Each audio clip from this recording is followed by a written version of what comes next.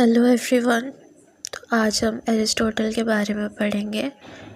Aristotle का पूरा topic 8 सब टॉपिक्स में डिवाइडेड है और इसके लिए 8 वीडियोस होंगे। तो फर्स्ट वीडियो में हम लोग पढ़ेंगे एरिस्टोटलियन स्टेट के बारे में। तो एरिस्टोटल का जन्म एथेंस में नहीं हुआ था, उनका जन्म स्टेजाइरा में हुआ था, नियर मैक्डोनियन बॉर्डर्स। वो प्लेटो के सबसे बड़े डिसाइपल थे और उनके क्रिटिक भी थे। अब हम देखेंगे कुछ पॉइंट्स जो प्लेटो और एरिस्टोटल के आइडियाज़ को डिफरेंशिएट करते हैं। तो फर्स्ट पॉइंट है प्लेटो वॉज उटोपियन। प्लेटो हमेशा इस बारे में बात करते थे कि व्हाट ऑट टू बी, मतलब उनके आइडियाज़ रियल लाइफ में हम अप्लाई नहीं कर सकते। उनका नॉर्मेटिव अप्रोच रहता था। एरिस्टोटल वॉज फ्रैग्मेटिक, मतलब वो साइंटिफिक अप्रोच रखते थे अपने आइडियाज़ को लेके और उनके थ्योरीज़ को हम रियल लाइफ में अप्लाई कर सकते हैं। सेकेंड पॉइंट है प्लेटो वॉज रेडिकल। प्लेटो हमेशा से चाहते थे कि अगर सोसाइटी में कोई चेंज आए तो वो चेंज इंस्टेंटली आए, मतलब सब कुछ एक साथ बदल जाए, जो कि पॉसिबल नहीं है। दूसरे साइड एरिस्टोटल वॉज कंजर्वेटिव, वो सोसाइटी को धीरे धीरे चेंज करना चाहते थे। थर्ड पॉइंट है प्लेटो वॉज एक्सट्रीमिस्ट, मतलब वो हमेशा माय वे और हाई वे की बात करते थे। मतलब सोसाइटी में जैसे उनके थॉट्स रहते थे, सारे लोगों को उनके थॉट्स के हिसाब से चेंजेस लाना पड़ेगा। लेकिन दूसरे साइड एरिस्टोटल गोल्डन मीन्स को फॉलो करते थे। वो बैलेंस्ड वेज में बिलीव करते थे, मतलब वो अपनी थ्योरीज़ को भी सोसाइटी में रखते थे और लोगों के बातों को भी सुनते थे। फोर्थ पॉइंट है प्लेटो बिलीव्ड इन परफेक्शन, मतलब उनको जैसा उनके थ्योरीज़ होते थे उनको सब कुछ उस अकॉर्डिंग ही चाहिए रहता था। लेकिन एरिस्टोटल मॉडरेशन में बिलीव रखते थे।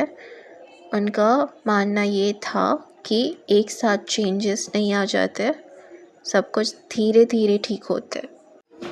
मैंने ये सारा पॉइंट्स बहुत शॉर्ट में समझाया है, तो आप ये सारे पॉइंट्स को समझ के एग्ज़ाम में इन पॉइंट्स को एवेलुएट भी कर सकते हैं और अपने मर्ज़ी से भी लिख सकते हो। अब हम बात करेंगे एरिस्टोटलियन स्टेट के बारे में। तो जैसा हमें पता है कि प्लेटो के डिसाइपल थे एरिस्टोटल, तो दोनों प्लेटो और एरिस्टोटल इस बात पे बिलीव रखते थे कि स्टेट जब एग्जिस्टेंस में आया तो वो लोगों की बेसिक नीड्स को पूरा करने के लिए एग्जिस्टेंस में आया, और वो दोनों स्टेट को as a natural organisation regard करते थे, जो कि धीरे धीरे डेवलप करते हैं और इवॉल्व होते हैं। लेकिन उस टाइम पे एथेंस में जो सोफिस्ट थे वो लोग इंडिविजुअल को ज़्यादा इम्पोर्टेंस देते थे as compare to state.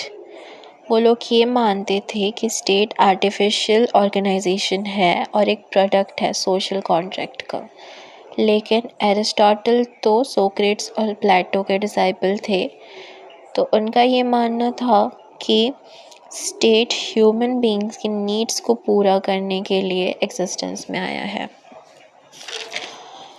Aristotle ये मानते थे कि गॉड ने ह्यूमन बीइंग्स को सेल्फ सफिशिएंट नहीं बनाया, वो सारी चीज़ें खुद से नहीं कर सकते, इसीलिए ह्यूमन बीइंग्स फैमिली बनाते हैं, लेकिन फैमिली भी सब कुछ फुलफ़िल नहीं कर सकता, इसीलिए वो विलेजेस में कन्वर्ट होते हैं। विलेजेस भी सब कुछ फुलफ़िल नहीं कर सकते, इसीलिए ह्यूमन बीइंग्स स्टेट बनाते हैं। स्टेट ह्यूमन बीइंग्स की सारी नीड्स को फुलफ़िल करता है।